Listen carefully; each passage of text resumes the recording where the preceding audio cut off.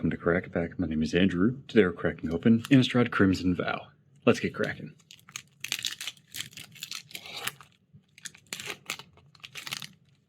Our first pack today is Wonderlight Spirit, followed by Fierce Retribution, Bloody Betrayal, Scattered Thoughts, Flourishing Hunter, Persistent Specimen, Rural Recruit, Syncopate, Pyre Spawn, Binding Geist, which transforms into Spectral Binding, Wedding Security, a Showcase Blood Hypnotist, Foreboding Statue, which transforms into Forsaken Thresher. Then we have Savior of Allenbach. For 1 white is a 1/2 creature with training, and whenever Savior of Allenbach trains, exile up to 1 other target creature from the battlefield or creature from a graveyard.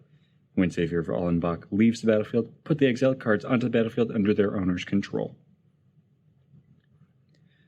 So we have gotten this card once before, probably 3 weeks ago now, maybe a little bit more than that. And I wasn't too big on it then, and I'm still not too big on it now.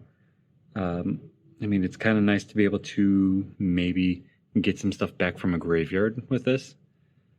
But the fact that it brings everything back when it leaves the battlefield makes me not want to go exiling my opponent's creatures, because they're just going to get them back if this dies. I'd rather be exiling from my graveyard so that this can then die and I can get a whole bunch of creatures back. Or at least hopefully a whole bunch of creatures back. Maybe it's only 1 or 2. But still, getting a few things back from my graveyard sounds better than temporarily getting rid of my opponent's stuff for them to get it back like a turn later. But still, getting rid of your opponent's stuff can have some merit, but still I think it's better to be getting stuff out of my graveyard for later rather than getting rid of my opponent's blockers now. You might have a different evaluation on that, though. If you do, let me know in the comments below. We have an island for our land. We have a zombie token and a wild card to round out the pack. Now today's Pack 1 Pick 1.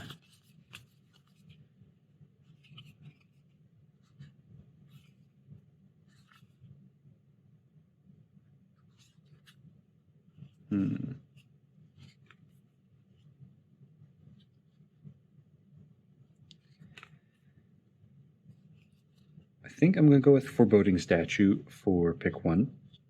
For 3, it is a 1/2 artifact creature that you can tap for 1 mana of any color and then put an Omen counter on the Foreboding Statue. At the beginning of your end step, if there are 3 or more Omen counters on Foreboding Statue, untap it and transform it. In Transformed, it is a 5/5 artifact creature that reads at the beginning of your pre-combat main phase, add 1 mana of any color. So this is some mana fixing on a colorless body.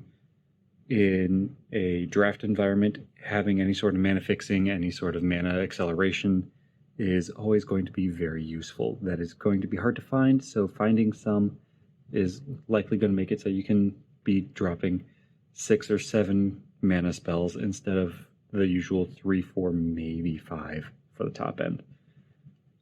So this kind of giving you access to freely draft some higher mana value spells and not feel bad about it is going to be nice. It's going to open up some bigger plays for you. And sure, it starts off tapping, but then when it becomes this 5/5 that just gives you a mana of any color, that's going to be really nice. That then leaves it as still a body for swinging or for blocking later. And it could do either one of those fairly well as a 5/5. Now that is my pick 1 for this pack, but there are other good cards in here, and if you have a different pick 1 than me, please let me know in the comments below. But that's all for today, so thank you for cracking along with me. Be sure to check back tomorrow as we crack open another pack.